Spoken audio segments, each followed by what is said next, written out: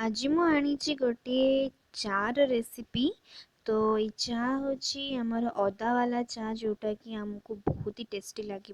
तापाई मुझे 2 कप क्षीर क्षीर आपण ओमफेड नहीं पारे कि अमूल आउ पानी को भी मिसेक नहीं पारे। मुझे 2 कप क्षीर नहीं मु गैस जलैकरी ताकू बसईदेली पेन को। तापरे किछि समय गरम हो गला परे क्षीरटा मु ऐड करी किछि चीनी।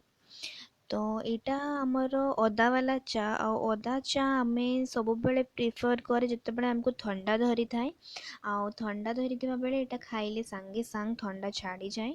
एठी मु 2 चामच ऐड करूची चीनी। आपण आपनको स्वाद अनुसार बेसी कम नहीं पारिबे। तो ଯେତେବେଳେ ଆମେ ଏଟା ପିଏ ଥଣ୍ଡା ଧରିଥିଲା ବେଳେ ସାଙ୍ଗେ ସାଙ୍ଗେ ଆମ ଥଣ୍ଡା ଛାଡ଼ି ଯାଏ, ନାକ ବି ପୁରା ଫ୍ରେଶ୍ ଫ୍ରେଶ୍ ଫିଲ୍ ହୁଏ। ତ ତା ପାଇଁ ଆମେ ଢେର ସାରା ଅଦା ନେବା, ଯେମିତିକି ଅଦାକୁ ସମସ୍ତେ ଛେଞ୍ଚିକି ଦିଅନ୍ତି, ଏଠି ଆମେ କୋରିକି ଦେବା ତାହେଲେ ତା'ର ଫ୍ଲେଭରଟା ଆହୁରି ଭଲସେ ଆସିବ।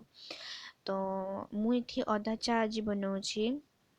ଆଉ ସବୁଠୁ ସ୍ପେଶାଲ୍ ଚା ଯେଉଁଟା ହୁଏ ସେଟା ତୁଳସୀ ପତ୍ର, ଗୁଜୁରାତି, ଇଲାଇଚି, ତାପରେ ବ୍ଲାକ୍ ପେପର୍, ଅଦା ଏଗୁଡ଼ା ସବୁ ନେଇକି हुए ଆଉ ସେଇଟା ଆହୁରି ଟେଷ୍ଟି ଲାଗେ। ତ ଏଇଟା ଆମେ ଏବେ ମିକ୍ସ କରି ନେବା, ଟିକେ ଫୁଟିବା ପାଇଁ ଆକୁ ଏବେ ଆମେ ଛାଡ଼ିଦେବା। ଆଉ ଏଟା ଫୁଟି ସାରିଲା ପରେ ଆମେ ତା ଦେହରେ ଟିକେ ଯେଉଁ ଆମର ଚା ପତି ସେଗୁଡ଼ା ଏଡ଼୍ କରି ନେବା।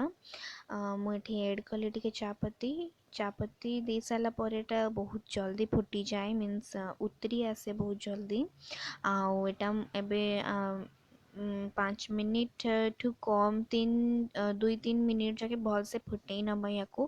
ताहेले ता द्वारा कौन हुए ना हमर जो चाटा आमे बनाऊे क्षीर तार टेस्ट आहरी बहुत ही टेस्टी आसे। जिते फुटेबे चाटा को सेते चाटा बहुत ही टेस्टी हम।